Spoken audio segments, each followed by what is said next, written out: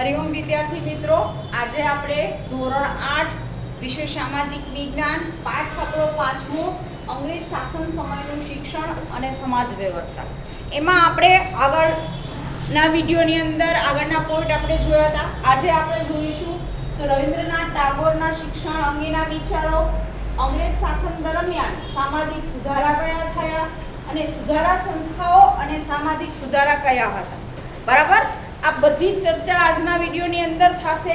તો ખાસ કરીને બીજા સત્રની શરૂઆત થઈ ગઈ છે, તો દરેક વિદ્યાર્થી એ વસ્તુની પણ નોંધ લેવાની છે. ભાઈ બીજું સત્ર ચાલુ થઈ ગયું છે, તો આપણો જ્યારે પણ પાઠ પૂરો થાય એ પહેલાં ભાઈ તમારે તમારી નોટબુકની અંદર એ પાઠનું સ્વાધ્યાયથી માંડી પ્રશ્ન જવાબ બધું જ તમારે લખવાનું રહેશે. જે વિદ્યાર્થી મિત્રો ઘરે બેસીને અભ્યાસ કરે છે એને પણ ખાસ નોંધ છે કે એ લોકો પણ પાઠના સ્વાધ્યાયથી માંડીને બધી જ વસ્તુઓ પોતાની ઘરે નોટબુકમાં લખશે. બરાબર, એ વસ્તુઓ યાદ રાખવાની છે, ભૂલાય નહીં. ગમે ત્યારે નોટબુક મગાવે તો આપણી પાસે લખેલું હશે તો ભાઈ તમારે વાંચવાનો થશે. બરાબર, નહીં લખ્યું હોય તો ભાઈ નુકસાન કોને જવાનું છે? તમને.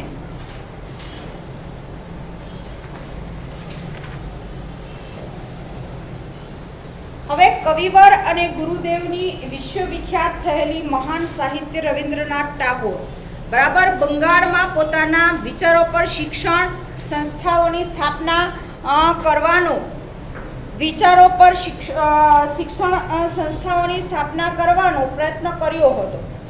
તેઓએ પ્રખર પ્રવૃત્તિવાદી હતા. વિદ્યાર્થીઓને ભારતીય વિચારધારા અને સંસ્કૃતિ તત્વજ્ઞાન આપવા મતના હતા. પ્રકૃતિના ધનિષ્ઠ સાનિધ્યમાં જ જ્ઞાન મળી શકે છે તેઓ પ્રકૃતિમૂલક શિક્ષણ હિમાયતી હતા.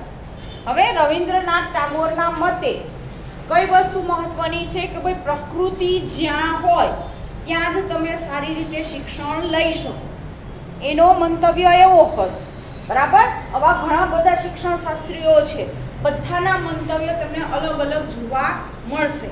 બરાબર, એના ઉપર એમ કહેવાય કે અસંખ્ય પુસ્તકો લખેલા છે કે શિક્ષણ કઈ રીતે આપવું. ભાષાનું શિક્ષણ હોય, બરાબર, સાહિત્યનું શિક્ષણ હોય, ઇતિહાસનું શિક્ષણ હોય કે ભાઈ મેથ્સ કે સાયન્સ સબ્જેક્ટનું શિક્ષણ આપવું, ભાઈ એ કઈ રીતે આપવું, કેવા બાળકોને કઈ રીતે ટેકલ કરવા, એ બધી જ વસ્તુઓ એમ કહેવાય કે આવા જેટલા પણ શિક્ષણ શાસ્ત્રીઓ છે એને પોતાની એમ કહેવાય કે શિક્ષણ પદ્ધતિની અંદર આ બધી જ વસ્તુઓ ભાઈ દર્શાવેલી છે.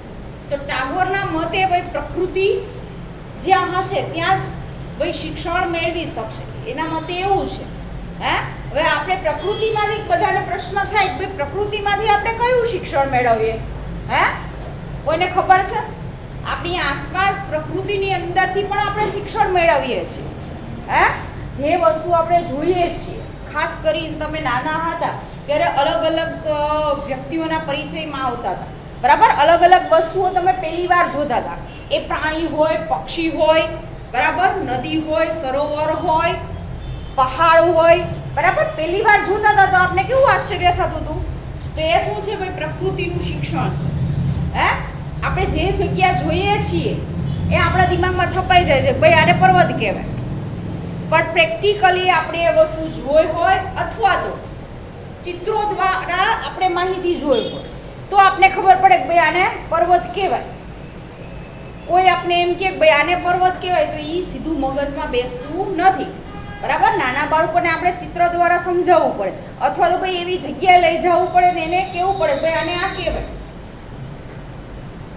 તમને કોઈ એવી જગ્યાએ અમે લઈ જઈએ કે ભાઈ આ મંદિર છે, સૂર્ય મંદિરે લઈ ગયા, ભાઈ તમને ખ્યાલ આવી જાય કે ભાઈ મોઢેરાની અંદર સૂર્ય મંદિર આવેલું છે, એનો પ્રવેશ દ્વાર આ રીતનો છે, એનો ઇતિહાસ, ભૂગોળ, બધી વાત આપણે સાંભળી હોય ભાઈ આપણે યાદ હોય. બરાબર, તો જે વસ્તુ જોઈશું એમાં પણ આપણી આસપાસની અંદર પણ આપણે શિક્ષણ મળે છે. કહેવાનો અર્થ એ છે શિક્ષણની કઠોર શિક્ષણથી બાળકો મુક્ત હોવા જોઈએ અને બાળકની કલ્પના શક્તિ અને કુતૂહલતા વિકસે તેવું શિક્ષણ વ્યવસ્થા હોવી જોઈએ.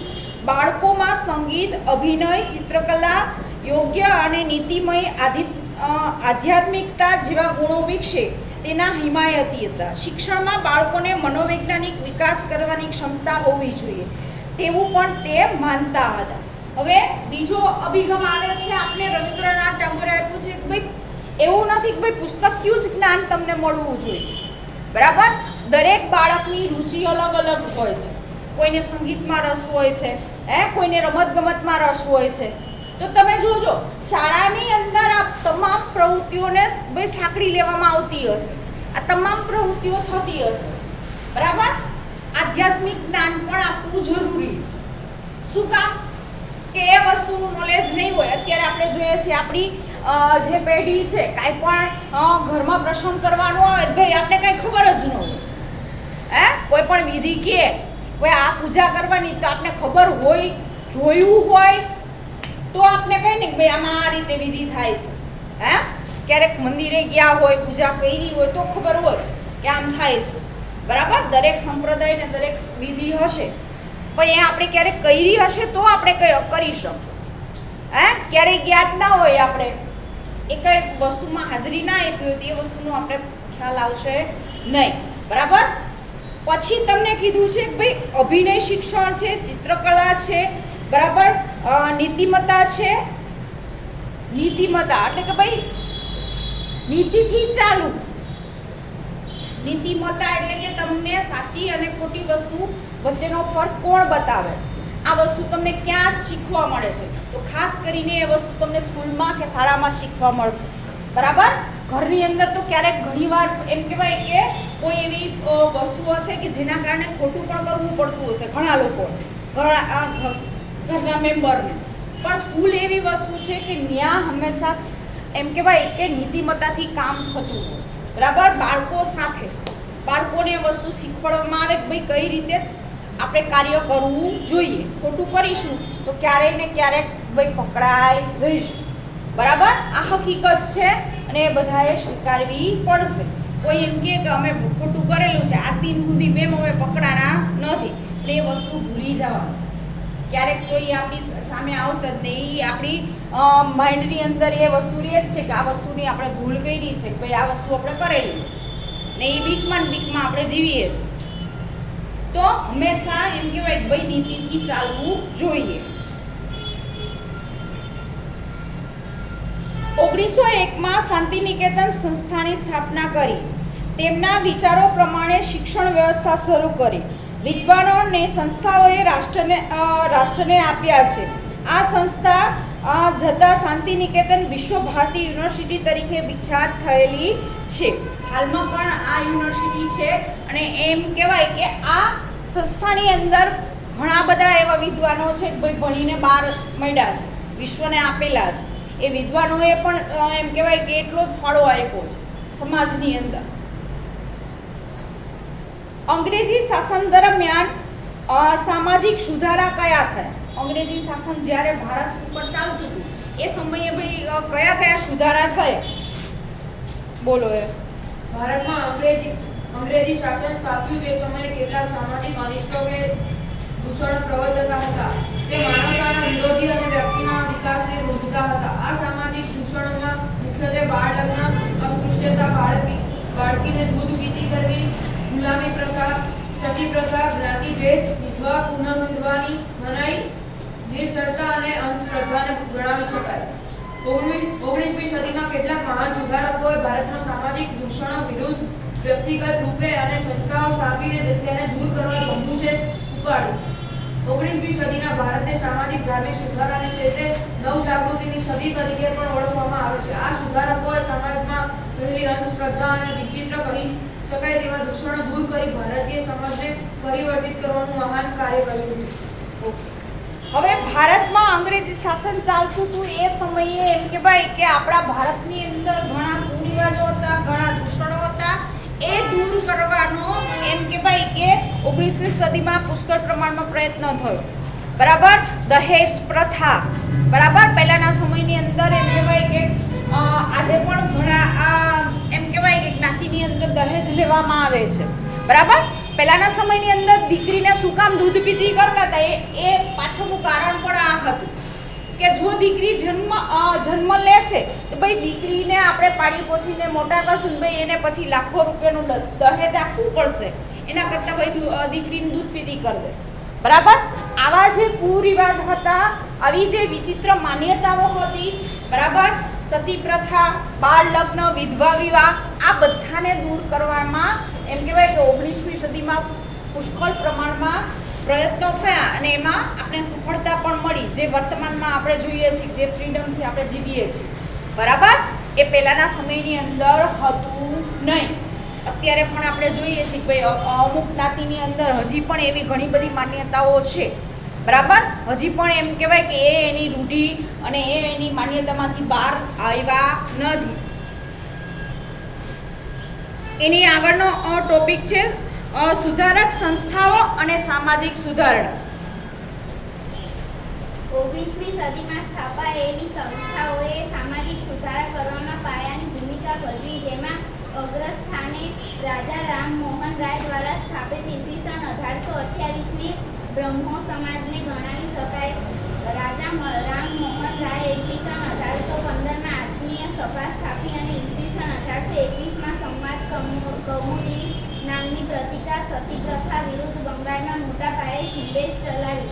તેમની સંસ્થા બ્રહ્મો સમાજના પ્રયત્નોથી ઈસવીસન 1829માં વિલિયમ બેન્ટિકે સતી પ્રથા વિરુદ્ધ કાયદો કરી તેના પર પ્રતિબંધ ફરમાવ્યો અને સદીઓ જૂના આ મોટા અનિષ્ટને દૂર કર્યું. એ જ રીતે બ્રહ્મો સમાજના પ્રયત્નોથી ઈસવીસન 1839માં નર બલિ પ્રથા અને બાળકીને દૂધ પીતી કરવાની પ્રથા વિરુદ્ધ કાયદા કરવામાં આવ્યા. રાજા રામમોહન રાય બાદ વિખ્યાત બ્રહ્મો સમાજી ઈશ્વરચંદ વિદ્યાસાગરે પોતાના સામાયિક સોમપ્રકાશ દ્વારા વિધવા પુનર્વિવાહની હિમાયત કરી. તેઓ માનતા કે જે સ્ત્રી નાની વયે વિધવા બની છે તે વિધવા તરીકે આખી જિંદગી અત્યંત કઠિન પરિસ્થિતિમાં જીવે તે સભ્ય સમાજની નિશાની નથી. તે સમયના ભારતના વિધવાનું જીવન અત્યંત દુષ્કર હતું. તેમના પ્રયત્નોથી ઈસવીસન 1856માં ડેલહાઉસીએ વિધવા પુનર્વિવાહ કાયદો પસાર કરી વિધવાના લગ્નને કાયદેસર બનાવી એક મોટા સામાજિક દૂષણને દૂર કર્યું.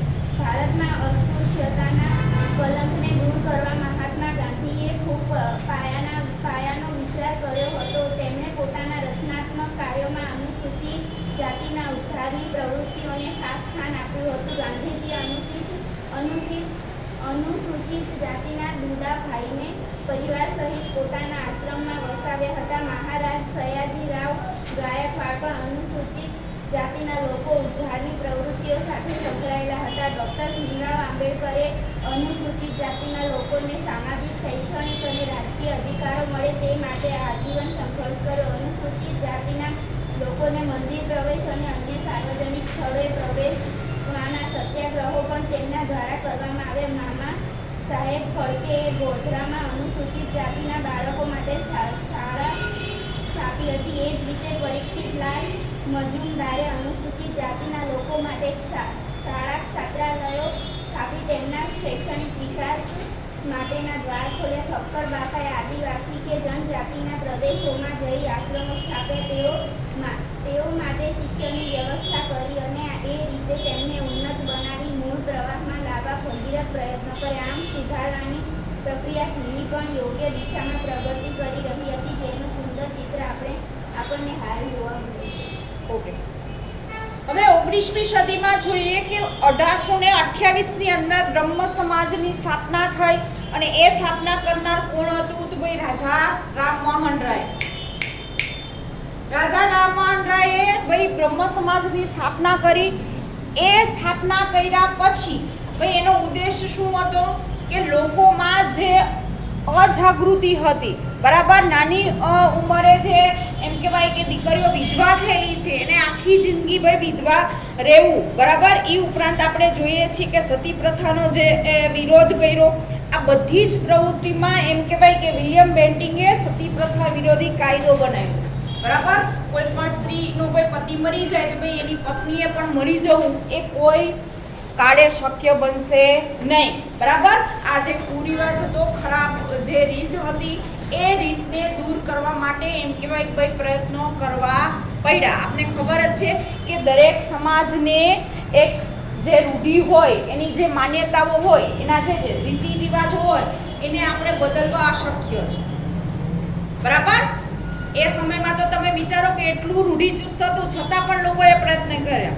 અત્યારે તો આપણે જોઈએ છીએ રીતિ રિવાજને તો આપણે માડીએ જ મૂકી દીધા છે.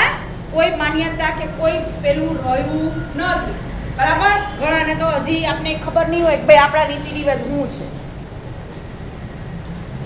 જે સારી બાબત છે એ વસ્તુને આપણે યાદ રાખવી જરૂરી છે.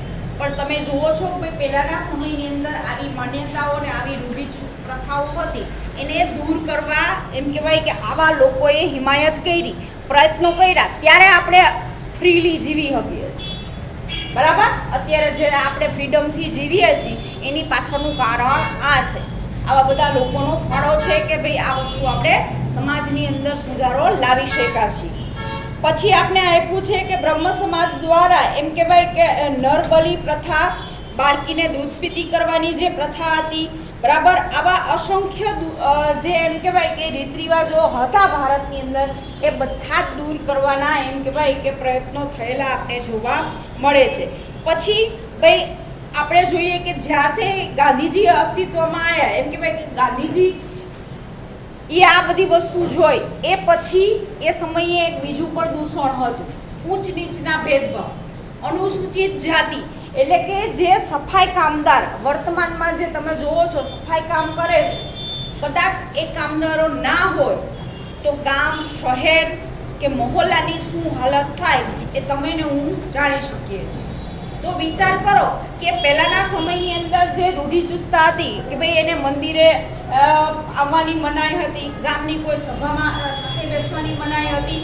આજે પણ એવા ગામ છે, બરાબર, કે નીચલી જાતના લોકોને એની સાથે બેસવાની કે એની સાથે ઊભા રહેવાની પણ મનાઈ છે. આજે પણ વર્તમાનમાં પણ એવા નાના ગામડા છે કે જ્યાં નીચલી કાસ્ટના લોકોને પ્રવેશ ઉપર પ્રતિબંધ છે. ગ્રામ પંચાયત હોય તો ગ્રામ પંચાયતની અંદર એમ કહેવાય કે અત્યારે આપણે કહીએ કોઈ શાળાની અંદર તમે બધા સાથે બેસીને ભણી શકો છો.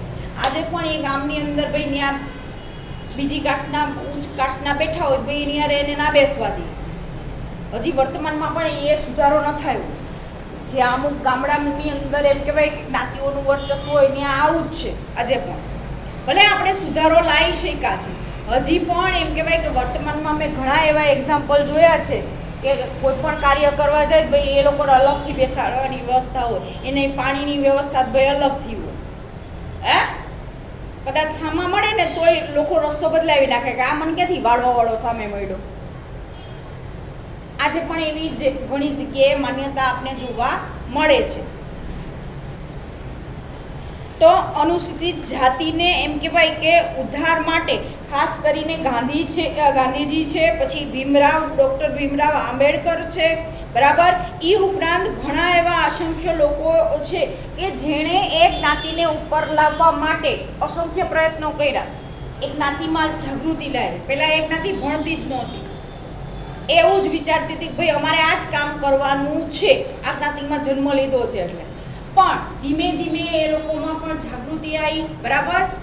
અને એ જાગૃતિ આવી પછી એ સંખ્યા પણ ભાઈ ભણવા લાગી, એજ્યુકેશન લેવા લાગી, બરાબર. અત્યારે તમે જુઓ તો તમે 90% જે પાસ થયા હશે ને એ 50% એ પાસ થયા હશે ને છતાં પણ એને એડમિશન મળી જશે ને આપણે રહી જશું.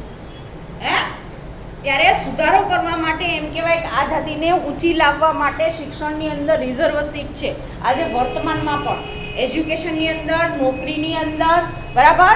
એ કાસ્ટને ઉપર લાવવા માટે એમ કહેવાય કે ભીમરાવે ખાલી થોડા સમય માટે એમ કહેવાય કે ભાઈ વિચારેલું હતું કે થોડા સમય માટે આપણે આવું કરીશું. પણ આપણે જોઈએ છીએ કે આટલા વર્ષોથી પછી રાજકારણીઓએ દરેકે પોતાનો ફાયદો વિચારી ને એ વસ્તુ પરમનન્ટ કરી દીધી છે. ને આપણે તમે કોઈ પણ ફોર્મ ભરશો, જેમ 10મું કે 12મું ક્લિયર થશે ને પછી તમને ખબર પડશે, બરાબર, કે આ આટલી સીટ, આટલા ઉમેદવારની સીટ તો રિઝર્વ છે. આપણે બધા ઓપનમાં આવીએ છીએ. ઓપનનું મેરિટ તમે જોવા જશો તો 90-95થી ઉપર જ હશે, અપ જ હશે, એનાથી નીચે આવતું જ નથી. આ છેલ્લા 15થી 20 વર્ષનો રેકોર્ડ છે, બરાબર. જોયેલો છે, અનુભવેલો છે, એટલે આપણે કહી શકીએ છીએ. ભાઈ એનાથી અપ જતું નથી. અને જ્યારે ઈ કાસ્ટની કોઈ પણ વ્યક્તિ હશે ભાઈ ઓછા પર્સન્ટેજ હશે છતાં પણ એને એ વસ્તુમાં એડમિશન મળી જશે, ગવર્મેન્ટ જોબ મળી જશે. અત્યારે એ વસ્તુ આપણે જોવા મળે છે. પછી જોઈએ એના પછીનો ટોપિક છે બાળ લગ્ન. અંગ્રેજોના ભારતમાં આગમન સમયે બાળ લગ્નની કુપ્રથા લગભગ દરેક સમાજમાં પ્રચલિત હતી. બાળ લગ્નોના પરિણામે કજોડાના સંજોગોમાં મોટા ભાગે મહિલાઓ શોષણનો ભોગ બનતી. મહિલાઓ તેમજ કેટલેક અંશે પુરુષો પણ બાળ લગ્નના પરિણામે વિકાસથી વંચિત રહી જતા હતા. કેશવચંદ્ર સેન નામના અન્ય એક બ્રાહ્મો સમાજી નેતા ઈસવીસન 1870માં બાળ લગ્ન વિરુદ્ધ વ્યાપક ઝુંબેશ ચલાવી. તેમના મતે બાળ લગ્ન એ સમાજનું સૌથી મોટું દૂષણ છે. તે બાળકના શારીરિક અને માનસિક વિકાસને તો રૂંધે જ છે, પરંતુ તેની શૈક્ષણિક પ્રગતિના પણ મોટા અવરોધ ઊભો કરનારું પરિબળ બને છે. તેમના પ્રયત્નોથી ઈસવીસન 1872માં લગ્ન વય સંમતિ ધારો પસાર થયો. આ ધારાથી 12 વર્ષથી નીચેના વયના છોકરા કે છોકરીના લગ્ન ગેરકાયદેસર ગણવામાં આવ્યા. કન્યા કેળવણી. મહિલાઓને શિક્ષણથી દૂર રાખવાના માઠા પરિણામે ભારતમાં જોવા મળ્યા હતા. સમાજનું લગભગ અડધું અંગ શિક્ષણથી વંચિત રહે એ સમાજ માટે પણ ઘાતક પુરવાર થાય. ઉપરાંત બાળકોના ઘડતરમાં સ્ત્રીઓનું યોગદાન મહત્વપૂર્ણ છે. જો તેઓને શિક્ષણ ન મળે તો ભવિષ્યનો સમાજ પાંગળો બને. એ માટે કન્યા કેળવણીની જરૂરિયાત છે. વુડના ખરીદામાં ભારતીય પ્રજાના સ્ત્રી શિક્ષણને વધુ ઉત્તેજન મળે તેવા પગલાં કરવાનું ગવર્નર જનરલને સૂચન કર્યું. ખરીદામાં સૂચવેલ ગ્રાન્ટ ઇન એઇડ પદ્ધતિમાં કન્યાઓ માટેની શિક્ષણ સંસ્થાઓનો સમાવેશ કરવામાં આવ્યો. ભારતમાં એ વખતના ગવર્નર જનરલ ડેલહાઉસીનું સ્ત્રી કેળવણીનું પ્રત્યેનું હકારાત્મક વલણ હતું. કાઉન્સિલ ફોર એજ્યુકેશનને માર્ગદર્શિકા આપતા તેમણે જાહેર કર્યું કે ઈસવીસન 1854ના ખરીદામાં શિક્ષણની જે જવાબદારી છે તે સરકારે સ્વીકારવી જોઈએ. બોર્ડના ખરીદાથી સ્ત્રી કેળવણીના ખર્ચમાં ભારે વધારો કરવાનો અનુરોધ કર્યો. પરિણામે નવી કન્યા શાળાઓ શરૂ થઈ. ઓકે, હવે આપણે બે વસ્તુ જોઈ શકીએ છીએ કે ભાઈ પેલું કે બાળ લગ્ન. હવે આપને ખબર જ છે કે ભારતમાં એ સમયની અંદર એ સદીની અંદર બાળ લગ્ન વધારે થતા હતા, બરાબર. તો એ બાળ લગ્ન ભાઈ થતા હતા એ વસ્તુ આપણે ભાઈ સ્વીકારી ભાઈ એ સમયે થતા હતા, પણ એનાથી નુકસાન શું થતું હતું એ લોકો વિચારતા નહોતા. પહેલું આપણે પોઈન્ટ બતાવેલો છે કે ભાઈ બાળકોનો વિકાસ અટકી જતો હતો, બરાબર. બાળકોનો વિકાસ છે એ રૂંધાઈ જતો હતો. એ શારીરિક હોય, માનસિક હોય, બરાબર. તમે વિચાર કરો કે 12 વર્ષની ઉંમરે ઘણી બધી જવાબદારીઓ તમારી ઉપર નાખી દેવામાં આવે તો ભાઈ શું થાય, તમારો વિકાસ અટકી જશે, બરાબર. તમે વિચારતા બંધ થઈ જશો. હવે 12 વર્ષની ઉંમરે આપણે જોઈએ છીએ કે ભાઈ અત્યારે તમે એ વસ્તુ અનુભવો છો કે ભાઈ તમારે ભણવા સિવાયની કોઈ જવાબદારી હોતી નથી. ને એ સમયે વિચારો કે આખા પરિવારની જવાબદારી સોંપી દેવામાં આવે તો માણસની હાલત શું થાય, બરાબર. એ છોકરો હોય કે છોકરી બેયની હાલત એવી થતી હતી. આપણે ખબર જ છે કે એ સમયમાં સંયુક્ત પરિવાર હતો, તો સંયુક્ત પરિવારની અંદર સભ્યોની સંખ્યા પણ એટલી હતી, બરાબર. હવે એટલા લોકોની એક્સપેક્ટેશન પૂરી કરવી, ઈચ્છાઓ પૂરી કરવી, બરાબર. એ છોકરો હોય કે છોકરી બંને માટે ભાઈ ટફ છે. અત્યારે આપણે જોઈએ છીએ કે ભાઈ 18 વર્ષ કે 18 વર્ષથી ઉપર 21 વર્ષ, બરાબર. આપણે ખબર જ છે કે એજ્યુકેશન આપણે પૂરું કરીએ છીએ, વધીને 25 વર્ષ પછી લોકો લગ્ન કરવાનું શું કામ પસંદ કરે છે? ભાઈ લગ્ન કરવા એ સહેલી વસ્તુ નથી. અત્યારે આપણે એવું લાગે છે ના લગ્ન થાય એટલે કંઈક છે નહીં, એવું માનતા છીએ આપણે ઘણા લોકો. તો એ વસ્તુ બહુ મોટી જવાબદારી છે, બરાબર. એક ફેમિલી મેમ્બર્સથી માંડીને બધાની જવાબદારી આપણા ઉપર આવે છે. તમે 25 વર્ષના થશો ત્યારે તમને ખબર પડશે કે આપણા ઉપર કેટલું બર્ડન આવે છે, બરાબર. તમારા માતા પિતાથી, ભાઈ બહેનથી માંડીને બધાની જવાબદારી આપણા ઉપર આવે છે. પછી તમને પૈસાથી માંડીને બધી જ વેલ્યુ ખબર પડશે. અત્યારે આપણે એમ થાય કે ભાઈ આપણે જે તમારી એક્સપેક્ટેશન છે બધી જ તમારા પપ્પા કે મમ્મી પૂરા કરતા હશે તો એ કઈ રીતે કરે છે, કેવું મેનેજમેન્ટ કરે છે, એ બધી વસ્તુ આપણે જ્યારે કરવાનું આવશે ત્યારે આપને ખબર પડશે કે આપણા પપ્પા મમ્મીએ કેટલું ભાઈ કરેલું છે, એ ત્યારે આપને સમજાશે બધું. આ તો બહુ અઘરું છે. આપણે 4 કે 3 ભાઈ બહેન હોય તો એ બધાની એક્સપેક્ટેશન પૂરી થાય છે. જોજો તમે, ભલે વારાફરતી થતી હશે પણ થાય છે પણ સામે એ 2 પર્સને શું એડજસ્ટમેન્ટ કર્યું છે એ આપને દેખાતું નથી. બરાબર? એ આપને ક્યારેય કહેશે પણ નહીં, કોઈ અત્યારે મારી આ કન્ડિશન છે, ભાઈ અત્યારે આ સિચ્યુએશન છે. બરાબર? આપણી માંગને એ પૂરી કરે છે. બરાબર? લગ્ન કરવા એ વસ્તુ આપને અત્યારે ઈઝી લાગે, આપણે કોકના લગ્નમાં જાય એટલે એન્જોય કરવું ગમે. બરાબર? શું કામ કે ભાઈ ખાવું પીવું ને જલસા કરવા, એ દ્રષ્ટિએ યોગ્ય છે. પણ જે જવાબદારીઓ આવે છે પરિવારથી માંડી, નાના બાળકથી માંડીને બધા જ, બરાબર, અને બધાને એક સાથે રાખો એ અત્યારે વર્તમાનમાં સૌથી મુશ્કેલ કામ હોય ને તો આ. ખાલી 2 જણા રહેતા હોય ને તોય અત્યારે આપણે જોઈએ છીએ ભાઈ મહાયુદ્ધો થતા હોય છે. બરાબર? આપણે આપણા આજુબાજુના વાતાવરણની અંદર આ વસ્તુ જોતા હશું કે હસબન્ડ વાઈફ રહેતા હોય તોય ભેજામારી થતી હોય છે. શું કામ? કે એકબીજાને સમય ના આપી શકતા હોય. અત્યારે ખાસ કરીને સમયની જ મારામારી છે. સમયની મારામારીમાં આપણે ઘણા બધા એવા કામ છે કોઈ છૂટી જતા હોય. એ બધી જ વસ્તુઓને પહોંચી વળવા એમ કહેવાય કે એ સમયની અંદર લોકોને જેટલા આવા મહાન વ્યક્તિઓ હતા ભાઈ એને ખ્યાલ આવ્યો 12 વર્ષની ઉંમરે જો આ વસ્તુ કરી દેવામાં આવશે તો ભાઈ બાળકોનું ભવિષ્ય છે એ એકદમ ભાઈ નીચું જશે. તો એના કરતાં ભાઈ આપણે એમાં સુધારો લાવીએ અને ભાઈ એ વસ્તુ ઉપર સુધારો લાવવામાં આવ્યો. બરાબર? એ વસ્તુને કાયદેસર ઠરવામાં આવી. આજે પણ તમે જોશો કે 18 વર્ષની દીકરીઓ માટે 18 વર્ષ છે અને દીકરાઓ માટે એમ કહેવાય કે ભાઈ 21 વર્ષની ઉંમર નક્કી કરવામાં આવેલી છે. આ સિવાય કોઈ એમ કહેવાય કે ભાઈ આપણી આસપાસ જોવા મળે નાની ઉંમરની દીકરીઓને પરણાવી દેવા માટે. ઘણા એમ પહેલાંના સમયની અંદર ખાસ વસ્તુ શું હતી કે ભાઈ ગરીબી. હવે જેના ઘરમાં 3 થી 4 દીકરીઓ હોય ને એ મા બાપ શું કામ પોતાની દીકરીને ભાઈ વહેલી પરણાવે? 3 થી 4 દીકરીઓને ભાઈ એમ કહેવાય દહેજ દેવું એ સમયે બહુ અઘરું હતું. શું કામ? ભાઈ ઇન્કમ પણ એટલી મર્યાદિત હતી. બરાબર?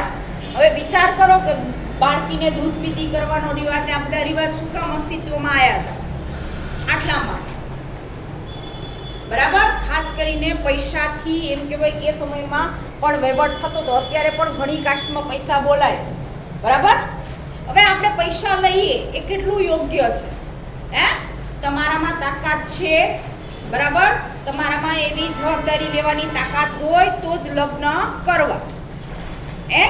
કોઈની પણ દીકરીને તમે લઈ આવો છો તો ભાઈ એને 2 ટાઈમ જમવાથી માંડીને જે બી એની એક્સપેક્ટેશન છે એ બધી પૂરી કરવાની જવાબદારી આપણી છે. બરાબર? તો જ લગ્ન કરવા, નકર લગ્ન કરવા નહીં. પછી આપણે એવું કહીએ ના ના આમ કરવું પડશે તેમ કરવું પડશે, તો એ વસ્તુ શક્ય નથી. બરાબર? સામેના પક્ષે પણ એવી જ એક્સપેક્ટેશન હોય ભાઈ આપણે જઈએ છીએ ભાઈ આપણે પણ સામે એટલો સપોર્ટ કરશું તો ભાઈ ગાડી ચાલે, નકર પાટા ઉપરથી ગાડી ઉતરી જ જાય. કોઈ પણ રિલેશન હશે તો એમાં 2 વ્યક્તિએ હંમેશા કોમ્પ્રોમાઇઝ, ક્યારેક આ પક્ષે થતું હોય ક્યારેક આ પક્ષે થઈ, 2એ કોમ્પ્રોમાઇઝ કરવાનું હોય છે તો જ ભાઈ લાઈફની ગાડી આગળ ચાલે છે.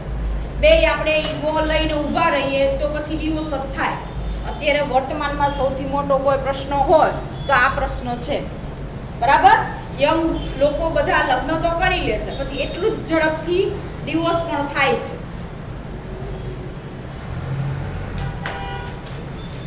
એના પછીનું છે કન્યા કેળવણી. મહિલાઓને શિક્ષણથી દૂર રાખવા માઠા પરિણામ ભારતમાં આપણે જોયા. બરાબર? હવે એ સમયે આપણે જોઈએ કે સ્ત્રીઓને શિક્ષણ આપવામાં નહોતું આવતું. બરાબર? છોકરીઓને સ્કૂલે મોકલવામાં નહોતી આવતી. એવી માન્યતા હતી કે ભાઈ છોકરીઓએ ઘરનું કામ કરવું, બરાબર, બાળકોનો ઉછેર કેમ કરવો એ જ વસ્તુ શીખવાની છે. એનાથી વધારે તમે કંઈ ભાઈ નહીં કરો તો ચાલશે એવી માન્યતા હતી. એ માન્યતાને દૂર કરી અને સ્ત્રીઓને પણ શિક્ષણ લેવાનો હક છે. એ પણ એમ કહેવાય કે એના બુદ્ધિ, ચાતુર્ય, કૌશલ્યથી ભાઈ આગળ વધી શકે છે, એ પણ કરી શકે છે. બરાબર. એ વસ્તુને સ્વીકારીને ભાઈ એનો પણ વિરોધ થયો અને કન્યા શાળાઓ શરૂ કરી અને સ્ત્રીઓ માટે પણ એમ કહેવાય કે અસંખ્ય એવા ઓપ્શન આપણે વર્તમાનમાં પણ જોઈ શકીએ છીએ. બધા ક્ષેત્રમાં આપણે ભાઈ કામ કરી શકીએ છીએ અને અભ્યાસ માટે પણ જઈ શકીએ છીએ. એના પછીનો ટોપિક છે વિધવા વિવાહ. મધ્યકાલીન ભારતમાં પતિના મૃત્યુ બાદ વિધવાઓને પુનર્લગ્નની છૂટ મળતી ન હતી. તે સમયમાં આર્થિક ઉત્પાદનનું કાર્ય પુરુષો કરતા હતા. આવા પુરુષોનું મૃત્યુ થતાં વિધવા માટે જીવન જીવવું ખૂબ જ મુશ્કેલ થતું જતું. આ દુર્દશા દૂર કરવા મહિલાઓને શિક્ષણ આપવું, તેઓને આર્થિક રીતે પગભર કરવી અને પુનર્લગ્નની છૂટ આપવી અત્યંત આવશ્યક હતી. પ્રાચીન ભારતમાં વિધવા વિવાહની પ્રથા હતી, પરંતુ પછી આ પ્રથા બંધ થઈ. વિધવાઓના પુનર્લગ્ન માટે સમાજ સુધારકોએ ભગીરથ પ્રયત્નો કર્યા, જેમાં રાજા રામમોહન રાય અને ઈશ્વરચંદ્ર વિદ્યાસાગર મુખ્ય હતા. સમાજ સુધારકોએ વિધવા વિવાહ માટે પુસ્તકો, ચોપડિયા છાપી લોકોને આ માટે જાગૃત કર્યા હતા. મહારાષ્ટ્રમાં મહાદેવ ગોવિંદ રાનડે, રમાબાઈ રાનડે, જ્યોતિરાવ ફૂલે, સાવિત્રીબાઈ ફૂલે, મહર્ષિ કર્વે, ગોપાલકૃષ્ણ ગોખલે વગેરેએ પણ વિધવા પુનર્વિવાહ માટે અને બાળ લગ્ન વિરુદ્ધ બહુ જ મોટી ઝુંબેશ ચલાવી વિધવા આશ્રમોની સ્થાપના કરી. આ દૂષણો સામે પડકાર આપ્યો. સ્ત્રીઓને શિક્ષણ મળે તે માટે સંસ્થાઓ સ્થાપી. ગુજરાતના ઈસવીસન 1844માં દુર્ગારામ મહેતાજીએ સુરતમાં માનવ ધર્મ સભાની સ્થાપના કરી. લોકોને વહેમ, અંધશ્રદ્ધા અને દોરા ધાગાની પ્રવૃત્તિઓમાંથી છોડાવવા મહત્વપૂર્ણ કાર્ય કર્યું. તો ગુજરાતના મહાન સુધારકો નર્મદ, કરશનદાસ મૂળજી, મહિપતરામ, રૂદ્રામ, દલપતરામ વગેરેએ પણ બાળ લગ્ન અને વિધવા વિવાહની મનાઈ વિરુદ્ધ આંદોલનો ચલાવ્યા. નર્મદે એક વિધવા સાથે લગ્ન કરી દાખલો બેસાડ્યો હતો. ગવર્નર જનરલ કાઉન્સિલના સભ્ય જેવી ગ્રાન્ટે રજૂ કરેલ નિર્ણય, જેને વિધવા પુનર્લગ્ન અધિનિયમ 1856 તરીકે ઓળખાય છે. આ કાનૂન અંતર્ગત કોલકાતામાં શ્રીચંદ વિદ્યારત્ન અને કાલીમતી દેવીના વિવાહ થયા. શ્રીચંદ્ર વિદ્યારત્ન સંસ્કૃત કોલેજમાં અધ્યાપક હતા. એવી જ રીતે ઈશ્વરચંદ વિદ્યાસાગરે વિધવા પુનર્વિવાહ ક્ષેત્ર મહત્વપૂર્ણ કાર્ય કર્યું. એવી જ રીતે ઇન્દપુરી, વિરેશલિંગમ, પશ્ચિમ ભારતમાં મહાદેવ ગોવિંદ રાનડે, ડી.કે. કર્વે, આર.જી. બાંદરકર, E.M. માલગાડીએ પ્રશંસનીય કાર્ય કર્યું. ઓકે, હવે આપણે જોઈએ છીએ કે સ્ત્રી કેળવણી વિશે પણ આપણે જોયું કે ભાઈ સ્ત્રીઓ શિક્ષણ લેતી થઈ. પછીનો આગળનો ટોપિક છે વિધવા વિવાહ. બરાબર. એ સમયે આ પણ એક મોટી સમસ્યા હતી કે વિધવા વિવાહ વિધવા વિવાહ કરવા. બરાબર. કોઈ પણ બાળકી છે ભાઈ નાની ઉંમરે, તમે વિચારો કે 12 વર્ષે લગ્ન કરી દેવામાં આવતા, અથવા તો ભાઈ ઘણી જગ્યાએ એવું હતું કે બાળક જન્મે ત્યારેથી જ ભાઈ નક્કી કરી દેવામાં આવે ભાઈ આમની સાથે લગ્ન થશે. બરાબર. તો એ જે રિવાજ છે, એ માન્યતા છે, કદાચ એમ કહેવાય ભાઈ એ બાળકી વિધવા થાય તો એને આખી જિંદગી એમ કહેવાય ભાઈ વિધવા તરીકે જ જીવવું. બરાબર. એ માન્યતા ખૂબ ખોટી છે. બરાબર. કોઈ પણ વ્યક્તિ મરી જાય ભાઈ પાછળ બીજી એની સાથે જે વ્યક્તિ જોડાયેલી છે ભાઈ એને આખી જિંદગી એમ જ જીવવું એ કેટલા અંશે યોગ્ય છે, કેટલું ભાઈ સારું છે, આપણે વિચારી શકીએ છીએ. ભાઈ એ કેવું, તમે વિચારો 12 વર્ષે તમને કોઈ એમ કહી દે કે ભાઈ તમારે એક જ રૂમમાં રહેવાનું. પહેલાં એવી ઘણી બધી માન્યતા હતી. કોઈ સારા પ્રસંગથી માંડીને કોઈ જગ્યાએ વિધવાઓને એન્ટ્રી હતી નહીં. આજે પણ તમે જોશો ઘણા ઘર પરિવારની અંદર આ વસ્તુ હશે. બરાબર. કે વિધવા હોય એને ભાઈ સાઈડમાં રહો એવું જ કહી દેવામાં આવતું. તો આ જે માન્યતા હતી એને દૂર કરવા એમ કહેવાય શકીએ કે આપણે અસંખ્ય લોકોએ ભાઈ કર્યું કે ભાઈ નાની ઉંમરે જેના વિધવા થયેલી છે તો એના માટે એમ કહેવાય ભાઈ ફરી લગ્ન કરવા એની માન્યતા છે એ દૂર કરી. ભાઈ ફરી લગ્ન કરી શકે છે કેમ કે એની તો પૂરી લાઈફ હજી બાકી છે, હજી લાઈફની શરૂઆત છે. તો એને આપણે ભાઈ એમનેમ બેસાડી રાખીએ, એમનેમ એકલી જીવીએ એના કરતાં કોઈ પણ વ્યક્તિ સાથે ભાઈ એ લગ્ન કરીને જીવે એ બેમાં કેટલો તફાવત છે છે ને કે એ પોતાની જાતે એમ કે ભાઈ લાઈફ આગળની જીવી શકે. ઓલું તો ભાઈ એક જ વસ્તુમાં ભાઈ એ વિધવા છે. બરાબર. આવા એમ કે ભાઈ પહેલાના સમયની અંદર મેણા ટોણા લોકો કહેતા ભાઈ એ વિધવા છે એને દૂર રાખો. પ્રસંગ હોય કે કોઈ પણ વસ્તુ હોય ભાઈ એ વિધવા છે એને આમ કરો, એને આ કરો. બરાબર. તો એવી જે પ્રથા હતી એમાં એમ કહેવાય કે અસંખ્ય લોકોએ એમાં ઝુંબેશ ચલાવી અને એના ફરી લગ્ન કરવા પાછળ ભાઈ આવી ઘણી બધી સંસ્થાઓએ સમયે સ્થાપી અને ઘણા બધા લોકોએ ભાઈ ફાળો આપ્યો. એ પછી છે રામકૃષ્ણ મિશન અને સ્વામી વિવેકાનંદ. બરાબર, સ્વામી વિવેકાનંદનું નામ આવે એટલે આપને ભાઈ ઉઠો જાગો અને ધ્યેય પ્રાપ્તિ સુધી મંડ્યા રહો. આ વસ્તુ આપણે ભૂલી શકતા નથી. આ વસ્તુને આપણે યાદ રાખીએ છીએ. બરાબર, એમના જીવન વિશેના ઘણા બધા પુસ્તક નાની ઉંમરે પણ એમ કહેવાય કે ઘણું બધું નોલેજ ધરાવતા હતા. ખાસ એની એક એ વસ્તુ પણ કહી દઉં કે કોઈ પણ પુસ્તક છે કે કોઈ પણ પેજ છે એ એક જ વાર વાંચતા હતા, બીજી વાર એને વાંચવાની જરૂર પડતી નહોતી. એટલું એનું માઇન્ડ સ્ટ્રોંગ હતું કે એ બીજી વાર તમે પૂછો ભાઈ આ પુસ્તકમાં શું આવ્યું, આ પેજ ઉપર શું લખેલું છે, તો એ તમને શબ્દે શબ્દ તમને કહી દે ભાઈ આ પુસ્તકની અંદર આ વસ્તુ લખેલી છે. રામકૃષ્ણ પરમહંસ કોલકાતા પાસેના દક્ષિણેશ્વરના ઉચ્ચ કોટીના મહાન સંત હતા. રામકૃષ્ણ પરમહંસના સરળ તથા પ્રબળ વ્યક્તિત્વને કારણે બંગાળના નવ યુવાનોમાં સૌથી તેજસ્વી યુવાન કોલકાતાના યુનિવર્સિટીના યુવાન ગ્રેજ્યુએટ નરેન્દ્રનાથ દત્ત, જે પાછળથી સ્વામી વિવેકાનંદના નામે પ્રસિદ્ધ થયા. તેમનો જન્મ 12 જાન્યુઆરી 1863માં થયેલ. પિતાજીનું નામ વિશ્વનાથ દત્ત અને માતાનું નામ ભુવનેશ્વરી દેવી હતું.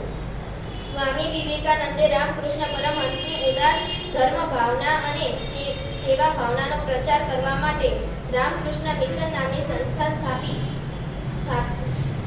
સ્થાપના કરી. તેમણે અમેરિકાના શિકાગો શહેરમાં ભરાયેલ સર્વધર્મ સંમેલનમાં ભાગ લીધો. વિશ્વ ધર્મ પરિષદના સભ્યોને ભાઈઓ અને બહેનો શબ્દ દ્વારા સંબોધન કરીને સૌને મુગ્ધ કર્યા. પછી તેઓએ વિવિધ દેશોનો પ્રવાસ કર્યો અને ભારતીય સંસ્કૃતિનો પ્રચાર પ્રસાર કર્યો. ઓકે, રામકૃષ્ણ મિશન, રામકૃષ્ણ પરમહંસ કોલકાતા અને દક્ષિણેશ્વરના ઉચ્ચ કોટીના એમ કહેવાય કે ભાઈ સંત હતા. આજે પણ આમ એમણે જે સંસ્થા સ્થાપેલી છે આજે પણ કાર્યરત છે. દરેક વિશ્વના ઘણા દેશોની અંદર આપણે કહી શકીએ છીએ કે ભાઈ રામકૃષ્ણ મિશન દ્વારા થતા જે કામો છે એ સંસ્થા દ્વારા જે પણ એજ્યુકેશન લેવલ હોય કે બીજા XYZ સામાજિક જે પણ કામ છે એ આજે પણ એમ કહી શકીએ કે ભાઈ કાર્યરત છે. બરાબર, એમને કયો ઉપદેશ આપ્યો હતો? તેમણે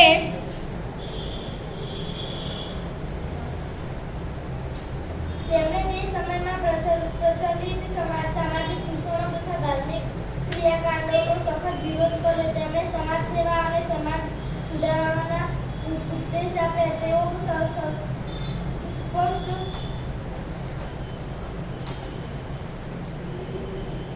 સ્પષ્ટ માનતા હતા કે જે ધર્મ કે ઈશ્વર વિધવાના આંસુ લૂછી શકે છે અથવા નિરાધાર બાળકોના મુખમાં રોટીનો ટુકડો મૂકી શકે નહીં, તે ધર્મ કે ઈશ્વરમાં હું માનતો નથી. તેઓ કહેતા હતા કે પહેલા અને પછી ધર્મ. તેઓ મનુષ્ય માત્રમાં ઈશ્વરના દર્શન કરતા હતા. તેમના મત મુજબ માનવ સેવા એ જ પ્રભુ સેવા. તેઓ યુવાનોને કહેતા ઉત્તિષ્ઠ જાગ્રત વિરોનાથી બોધતો હતો. જાગો અને દેહ પ્રત્યે સુધી માન્યા રહો. તેમની વાણીના રાપણનું ઊંડાણ અનુભવનો નિચોડ અને શબ્દની તાજગી જોવા મળે છે. તેઓ નવી વિચારધારાના પ્રતીક અને ભવિષ્ય માટે એક મહાન શક્તિના સ્ત્રોત બન્યા. અંગ્રેજ શિક્ષણ વ્યવસ્થાના ચોક્કસ ઢાંચાને ઢાળવાનો પ્રયત્ન કર્યો. તેમના શિક્ષણનો મુખ્ય હેતુ શાસન સુવ્યવસ્થિત ચલાવવા માટે કારકુનાઓ પેદા કરવા સીધી.